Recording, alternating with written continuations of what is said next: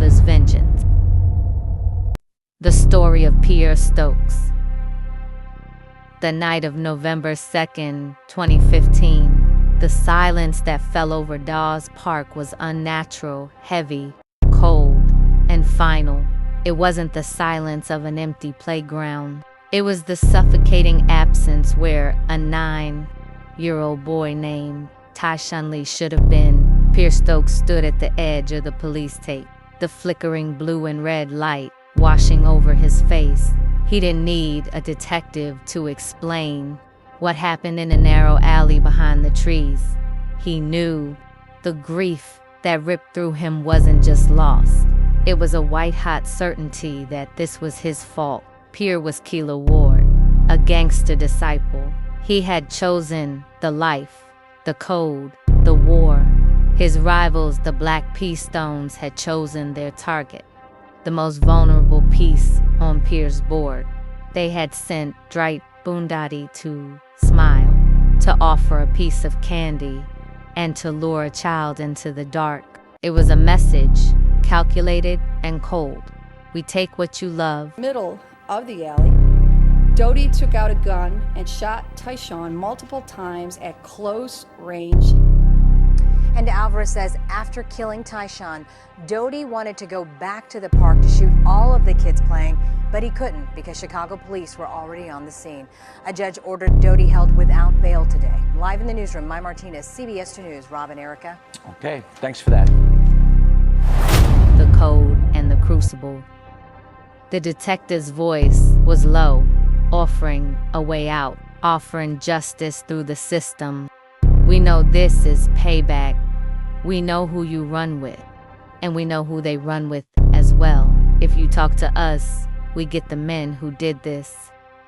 Pierre stood over his son's coffin, the wood gleaming under the funeral home lights.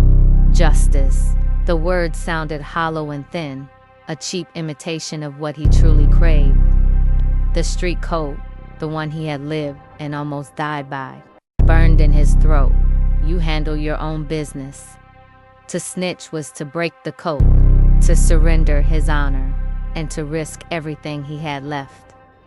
The police could pursue Corey Morgan, the alleged mastermind who ordered the hit because of a prior shooting. They could chase the getaway driver, Kevin Edwards. But for Pierre, the system was too slow, too detached. It would never understand the debt owed. The detectives saw the refusal in Pierre's eyes. Don't let this cycle swallow you, Pierre. Your son deserves peace, not another body. But Pierre had already made his choice. His revenge would not be negotiated in a courthouse. It would be delivered in the dark, on the terms of the war he started.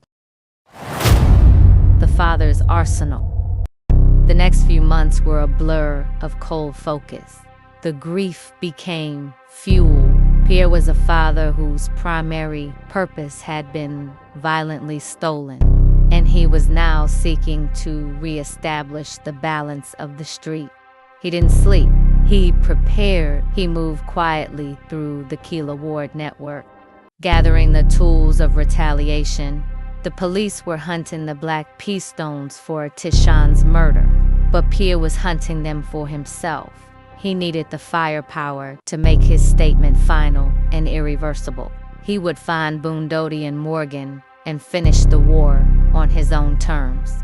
In April 2016, 5 months after Tyshawn's death, the vengeance plan was nearing execution. Pierre had acquired his arsenal for handguns and a stock of ammunition. He was ready to settle the debt. The only thing missing was the clear opportunity to deliver his justice. The irony of the trap. But the streets had eyes, and the federal agents had ears. On a cold spring day, before Pierre could set his plan in motion, the true weight of his choices descended upon him. Federal authorities, who had been watching his movements, moved in.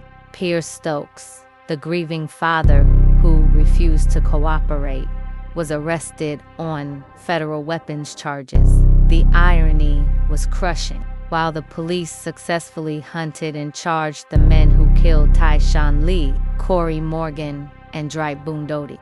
It was Pierre's own attempt at revenge that caught him in the legal net. His refusal to accept judicial justice and his adherence to the street code resulted in his own arrest, proving the detective's warning tragically true. The cycle of violence had swallowed him too. The price paid. The killers were ultimately convicted. Morgan and Boone-Doty received 90-year sentences. Justice was served, but not by Pierre's hand. Pierre Stokes faced his own legal consequences. In a vicious cycle of gun violence in Chicago, Tyshawn Lee's father is convicted on gun charges. Pierre Stokes was found guilty yesterday of flashing a gun at a woman in 2014. The next year, Stokes was apparently part of a shooting that killed a rival gang member's brother. Just last week, 2 members of that gang were convicted of killing 9-year-old Tyshawn out of revenge. But after Tyshawn's death, prosecutors say Stokes went on a revenge spree of his own, shooting 3 people in 2016. He's now waiting to be He carried the burden of his son's death and the public's judgment, criticized for clinging to gang loyalty, over grieving for his child. The case of Pierre Stokes became a tragic mirror reflecting the devastating reality of gang violence.